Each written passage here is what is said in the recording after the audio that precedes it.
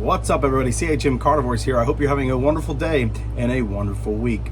Now, I was planning on doing a different video today, but I got into the grow tent and I saw a lot of really amazing new things happening, and so I want to share that with you. So we're going to flip the script a little bit and we're going to do a tent tour and show you these new plants. But instead of starting off like I normally do, I'm going to start off with the Truncatas as they're putting out a lot of larger growth. I'm going to tell you why that is, and then also share with you all the other exciting things that are happening in the grow tent. I hope you enjoy. See you in a minute. Before we jump into the video, if you don't know, I have started a new website, chmcarnivores.com. On there, I have a lot of really good starter plants for beginners and also really good products to help you get your collection started. The whole point of this channel was to create an ecosystem where you would have the ability to get peer-to-peer insight information, and that goes with the Facebook group. With this YouTube channel is more of a deep dive and learning how to grow these amazing plants, and then the website is the final piece which helps get you started.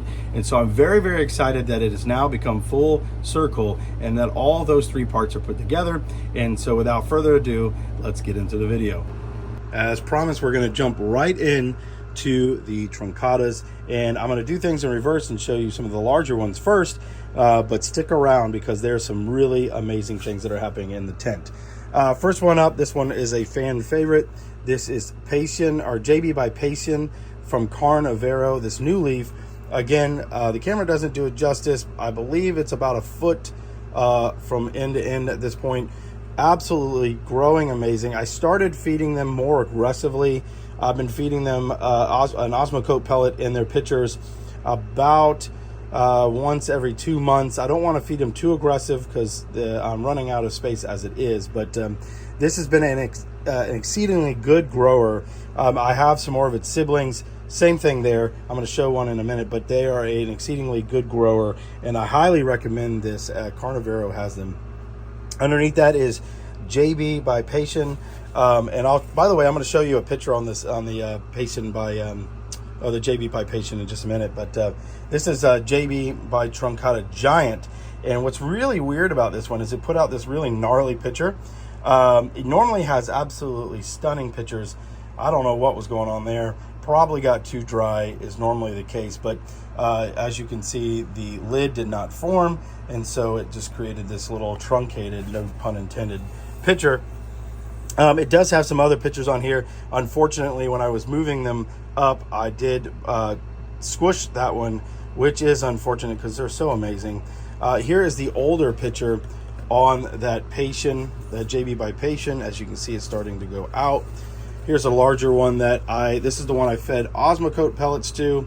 Rule of thumb, if you're wanting to feed your Nepenthes, feed them the old pitchers. That way you don't ruin your good ones. And here is the newest one. If I can, it might be easier just to turn the camera around, let you see it. Get my hand out of the way. Absolutely gorgeous. Not the largest pitcher it's produced, but probably, I don't know, 12 inches maybe. Right next to that, sort of peeking out, is the Renardiana. This thing has taken off. Here is its newest picture that is opening up. It's got that classic Renardiana shape to it. Very beautiful plant, again from Carnivorous. It's always been an okay grower, but it really has taken off now that I've been feeding it, which makes sense, obviously. Here is its more recent picture that it's open. I've got some more Truncatas back there. That is a JB by Truncata Giant. Here's the JB by Truncata Giant as well. And these that I got from this sibling group have got this absolutely gorgeous interior throat there, and so that has kept that. They do tend to lose that. So this one right here had that when it was small too, and now it looks like this. Still has a little bit of the purple there, but definitely a lot different looking than when it was small, but still beautiful. Down here, I want to show off this before I forget. This is a Rob Cantley by Glandolifera. Very hard to say, but do you see how furry that is? That's from the Glandolifera. And then also, that is not water. If I can get the phone to focus, that also is why it's named Glandolifera. It's got a lot of glands on it that produce a lot of nectar, and that's what that's from. Next to that is the Merliana by Sibianensis. Here is its newest picture. Puts out these little, right now they're a little cute, like baseball size maybe pictures, a little smaller than a baseball size. This will get absolutely enormous pictures on it. Bergen Water Gardens and also Rob Cantley has them. They'll get pictures on them that will rival the largest Nepenthes pictures out there, if not be the largest Nepenthes pictures. Here is another, this is actually a Titan's Tower right here from Predatory Plants, and that it's its larger sibling right there. No good pictures on it yet. They are starting to work on them, but they have not produced any as of yet. This is the Hiroshima clone back there, doing okay. No new pictures on it yet, but it is trying to make them. I wanted to show this off. This is actually from Predatory Plants as well. This is, if I can pull it away, this is a hybrid they don't make anymore. This is Titan by Spatulata. And so it's got a basal there. It's about a foot tall. And then it's got this beautiful flower stalk on it that I'm going to try to save the pollen on. And so that I can breed it with a female when I get it. So I'm excited about that. Let's see if I can pull this one out. This is the newest Renardiana picture. I don't know if I can even get it out of there, but looking all wonky. Did not grow very well. That was the most recent one before that one. So it's doing okay. Look how pretty this is. This is a pulchra hybrid that is loving the new placement. Got a little closer to the light, so that color's really starting to come through. Looking beautiful. Here is Nepenthes. This one is going to be Brutus, which is Truncata by Merliana, and then this one is Caesar, which is Merliana by Truncata. I may have those backwards. I can't ever remember, to be honest with you. Doing very well, just growing quite along. Here's the itty bitty glabrata by, I can't even get it to focus, glabrata by Aristolochioides. And so here's the picture that is fully grown on it, and it is about the size of a dime. Itty bitty lobster trap style. It's doing okay.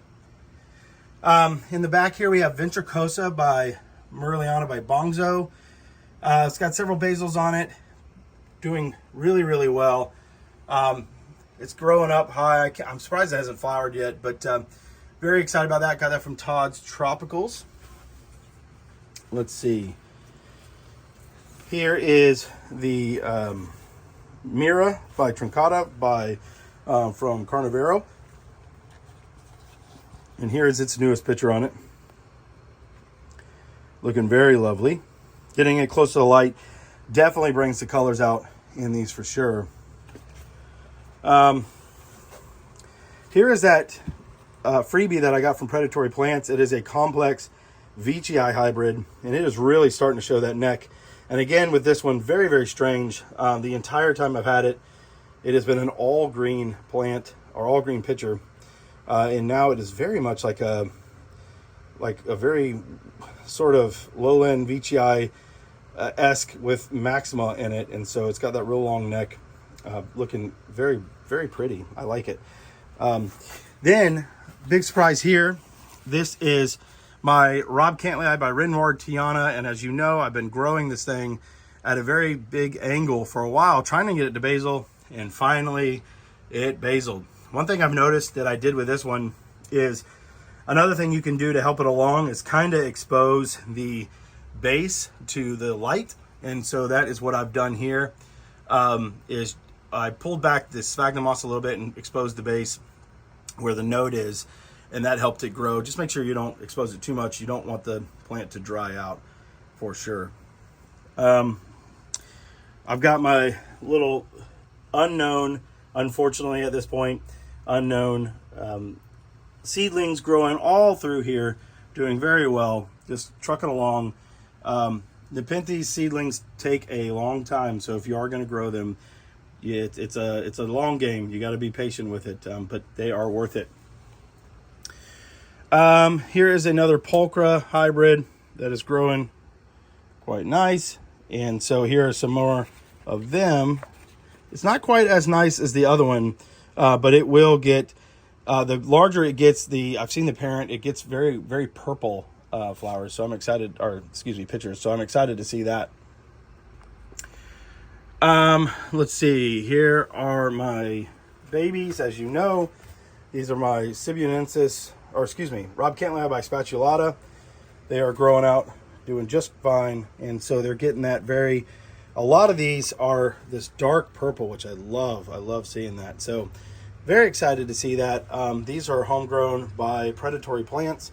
And so I'm looking forward to watching these grow out. The ones that you usually get, the clones, are they look a little bit more like this. And so I love that these have this deep purple. That one back there, very, very purple, very beautiful. This one's really cool, and it's stayed relatively small, which I would expect. This is a peltata by Sumadira. And so here's the newest one. And so you definitely can see the peltata in that for sure. And I expected this to have larger pictures, which is surprising that it does not. It probably would if I grew it more on the ground so the pictures could sit more like what a peltata would like. But I like it. I like that it stays compact. This thing is probably 3 years old at this point, and so as you can see, it does not grow very large. I do like that about it, though. Here is the patches, Sibionensis patches by Truncata Giant from Carnivorous, and so it's got its largest pictures to date. Still very small, but very excited to see how it will grow out. It's looking very nice. Here's Thorilii by Aristolochioides. This is a male. I can get that to come out. Lobster trap, and as you can see, very, very, very soft pictures. They're like fly paper almost, or parchment paper rather. Here's the base of that, growing a basal. Here's Stenophylla. Stenophylla is putting out a ton of pictures. Stenophylla is also one of those that is very, very dewy, and so the nectar is all over it, and it's quite sticky.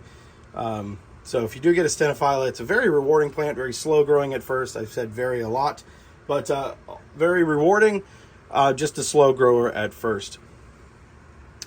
Here's my little bundle of Estuchiae by Spatulata by Jacquelinie, doing okay. Oh, that rhymed. And it's growing out nicely. Here's my Cobra hybrid. And so that is doing well. This is going to be kind of a quicker tour because I'm kind of pressed for time today, but I want to be able to share this with you, and but also be respectful of your time as well. Let's see. This is Truncata by, Ventricosa Denver by Truncata Giant. Looking very beautiful. It likes it down here, actually. I've got it right next to the fan, and so I don't know if that seems to help it, but you can see right here, this was old growth, and this is where I had it away from the fan, and that's clearly a sign. If you ever see this, that's the sign that this plant is getting too wet and not enough airflow. And so moving it here has done okay.